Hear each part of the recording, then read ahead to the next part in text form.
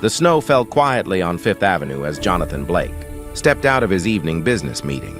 At 37, he'd grown accustomed to these late nights, the endless negotiations that built his commercial development empire. His dark hair was touched with early flecks of silver, his tailored black coat a shield against both the cold and the world. Success had come early for Jonathan, but it had cost him something he was only beginning to understand he'd lost. He was reaching for his phone to call his driver when he heard a small voice, barely audible above the whisper of falling snow. "Excuse me, sir?" Jonathan looked down to find a little girl standing on the sidewalk, no more than 4 years old. She had reddish-blonde curls escaping from beneath a worn knit cap, her cheeks pink from the cold. She wore a puffy beige coat that had seen better days, a red dress visible beneath it, and small boots that were slightly too large.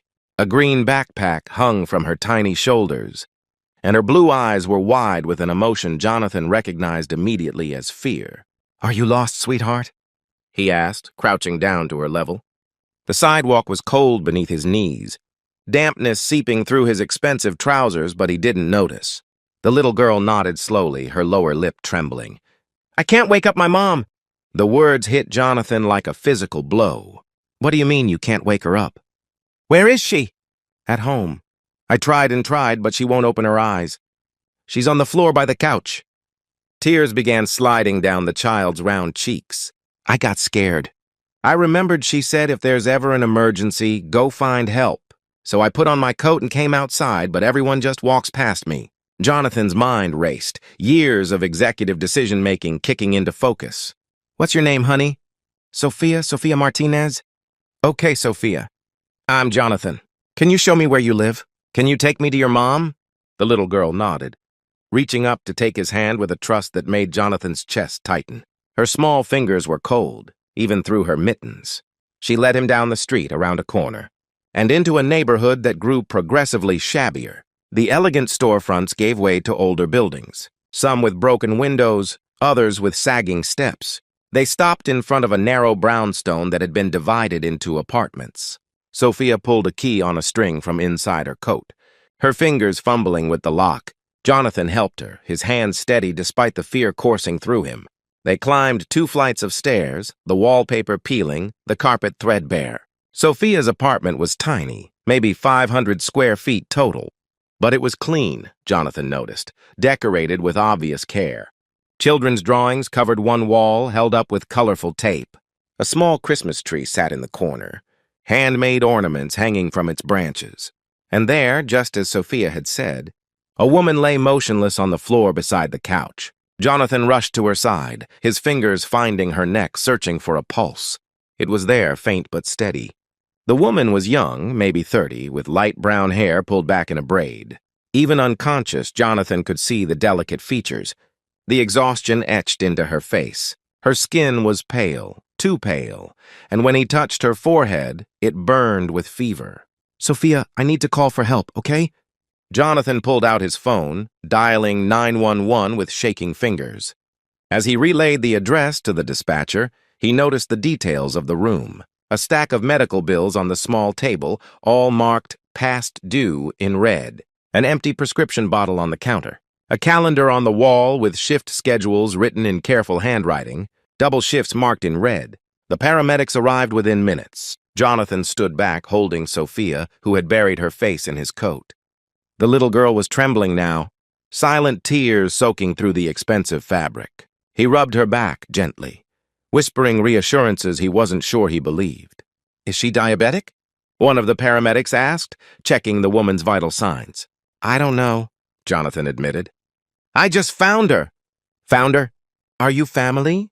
"No, her daughter came to get me." It sounded absurd, explaining how a 4-year-old had walked through a snowstorm to find a stranger. But the paramedic just nodded, focused on his patient.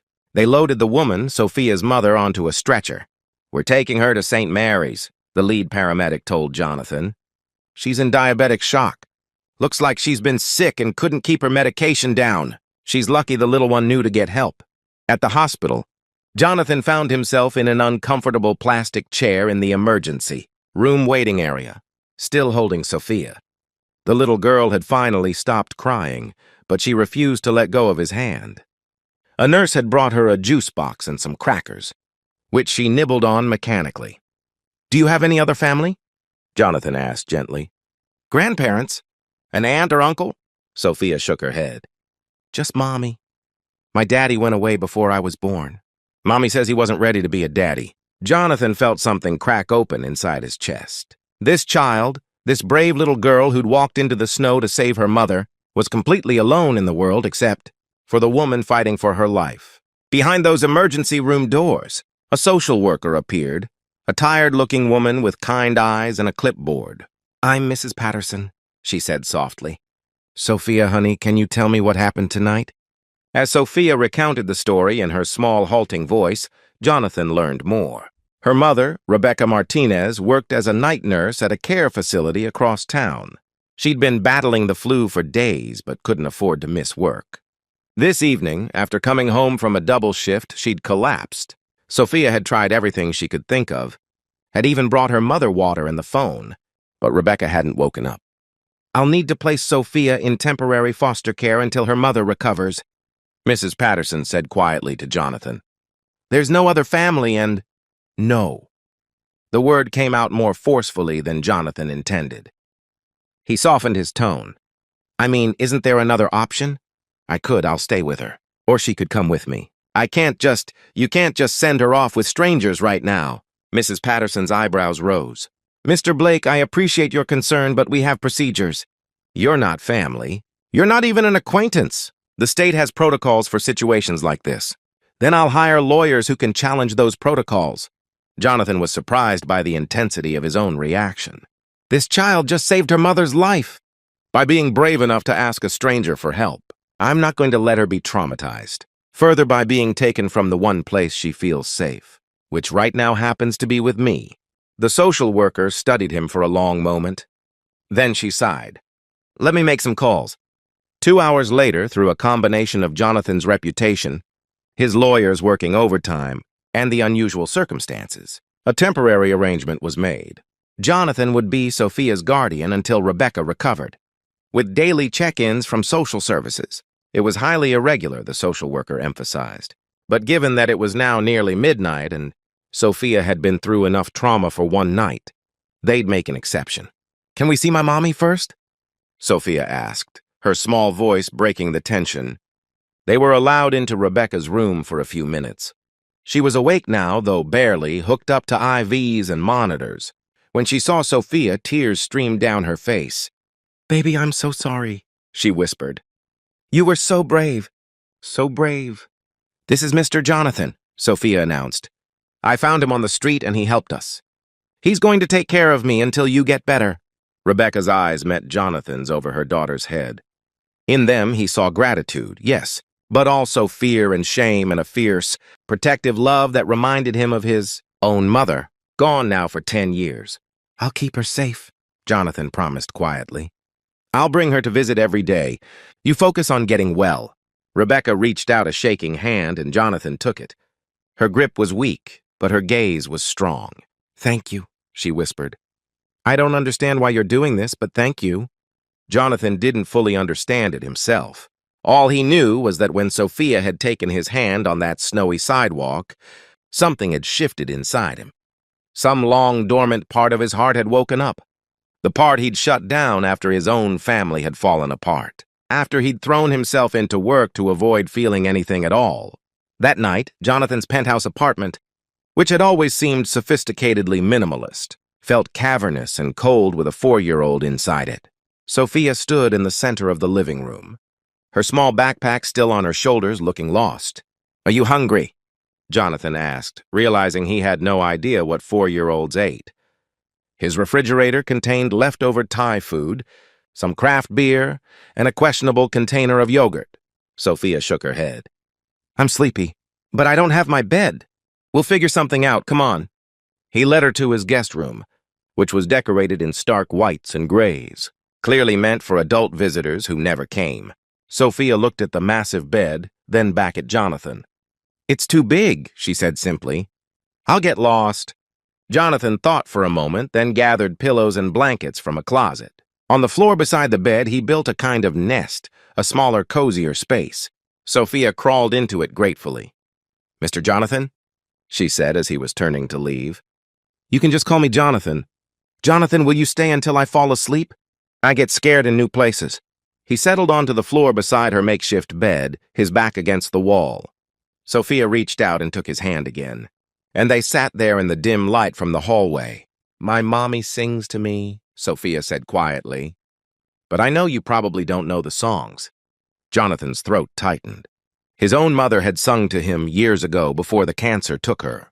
He'd forgotten that or tried to. "I might know a few," he said softly, and began to hum an old lullaby, words he didn't know he still remembered coming back to him. Sophia was asleep within minutes, her breathing soft and even. But Jonathan stayed there, holding her small hand, watching this brave little girl who'd walked through a snowstorm to save her mother. He thought about his own life, about the corners of glass and steel he'd built around himself, about the years he'd spent accumulating success while losing touch with everything that made life meaningful. The next morning, Jonathan called his assistant and cleared his schedule. Then he took Sophia shopping, a surreal experience that involved learning what size clothing 4-year-olds wore, what foods they liked, what kind of toothbrush made brushing teeth less of a battle. Sophia helped, patiently explaining things to him as if he were the child. They visited Rebecca every day. Slowly, color returned to her face, strength to her voice. The doctors said she'd been pushing herself too hard for too long, that her body had simply given out. She needed rest, proper nutrition, and to actually take her medication regularly instead of rationing it to save money. During those visits, Jonathan learned Rebecca's story. She'd been a nursing student when she got pregnant. The father, a fellow student, had vanished immediately. Rebecca had dropped out to work, planning to return to school once Sophia was older. But that day never seemed to come. Every dollar went to rent, food, childcare. She worked doubles and triples, slept 4 hours a night, and still could barely make ends meet. "I try so hard," she told Jonathan one afternoon, tears in her eyes. "I want to give her everything. Dance classes and nice clothes and the books she loves, but there's never enough." Jonathan found himself telling her about his own mother, about growing up in a small apartment not unlike hers, about watching his mother work herself to exhaustion to give him opportunities. "She'd be proud of you," he said quietly. "You're doing what she did. You're putting your child first, always. That's everything." On the 5th day, as Rebecca was being discharged, Jonathan made a decision. He'd spent those 5 days living with Sophia, taking her to preschool, reading her bedtime stories, learning to make the dinosaur-shaped chicken nuggets she loved. He'd rearranged his life around nap times and snacks and the surprisingly complex social dynamics of 4-year-old friendships. And he'd felt more alive than he had in years. "I have a proposition," he told Rebecca as she packed up her hospital room, "and I need you to hear me out before you say no." Rebecca looked wary but nodded. "I have a property, a building I've been holding as an investment. It's in a good neighborhood, good schools. There's an apartment there, 3 bedrooms, that's been sitting empty. I'd like you and Sophia to live there. No rent. I can't possibly—" "I'm not finished." Jonathan held up a hand gently. "I'd also like to offer you a job. I need someone to manage the building, handle tenant relations, coordinate maintenance. It's flexible hours, mostly from home. It pays enough that you could work 1 job instead of 3 and still put money away. And it comes with health insurance." Rebecca was shaking her head, but Jonathan pressed on. "Here's the thing, Rebecca. Sophia saved your life that night. But I think maybe she saved mine too. I've spent 10 years building a company and forgetting how to be a person. These last 5 days, watching her draw pictures, listening to her talk about her day at school, helping her brush her teeth. It's reminded me what actually matters. I'm not offering charity. I'm offering a chance for all of us to have something better." "Why?" Rebecca whispered. "Why would you do all this?" Jonathan thought about that small hand taking his on a snowy sidewalk, about the trust in those blue eyes, about a little girl brave enough to walk into the dark to save her mother. He thought about his own mother, about chances given and received, about the way life sometimes offers unexpected redemption. "Because I can," he said simply. "Because you're raising an incredible human being who deserves stability and safety. Because I have more than I need, and you need more than you have. And that seems like something we should fix. And because—" he paused. surprised by the emotion in his own voice. "Because I'd like to be part of your lives if you'll let me. Not as charity. As friends. As family, maybe, the kind you choose." Rebecca was crying now, and Jonathan handed her a tissue, giving her time. Finally, she spoke. "Okay," she said softly. "Okay, but on one condition. You let me pay rent even if it's minimal. And you let me earn this job, not just hand it to me. I need to know I'm contributing, that I'm not just someone's project." "Deal," Jonathan agreed.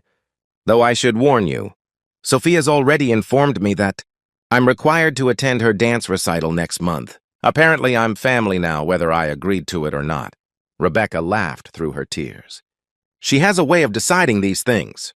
3 months later, Jonathan sat in a folding chair in an elementary school gymnasium, watching 4-year-olds in various states of controlled chaos perform a dance routine. Sophia, in a sparkly blue costume, waved enthusiastically when she spotted him. Beside him, Rebecca squeezed his hand. "Thank you," she whispered. "For everything. For being there that night. For caring." Jonathan squeezed back. "Thank you for raising someone brave enough to ask a stranger for help. For teaching her that the world can be good, even when it's hard." On the stage, Sophia spun in slightly the wrong direction, crashed into another dancer, then giggled and kept going. Jonathan felt his heart swell with an affection he hadn't known he was capable of anymore. His phone buzzed with work emails, negotiations that needed his attention, deals that required his focus. He glanced at them, then turned the phone face down. The deals could wait.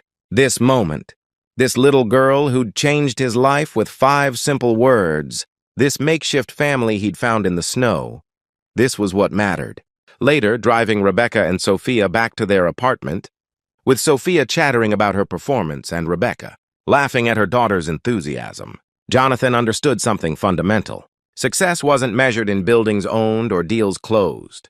It was measured in small hands trusting yours, in the privilege of being present for ordinary miracles, in the choice to show up and care even when it wasn't convenient or expected. "Sir, my mom didn't wake up," Sophia had said that snowy night, and in asking for help, she'd offered it. She'd reminded a man who'd forgotten how to feel that hearts could still crack open, that walls could still come down, that it was never too late to build something real. The snow was falling again as they pulled up to the building, soft and quiet. Sophia pressed her face to the window, watching the flakes dance in the streetlight. "It's like that night," she said. "The night I found you, Jonathan." "No, sweetheart," he said softly, meeting Rebecca's eyes in the rearview mirror. "That was the night you both found me. And in that moment, with snow falling and a child's laughter, filling the car and a future spreading out before them, full of ordinary days and extraordinary love, Jonathan Blake finally understood what it meant to be truly wealthy.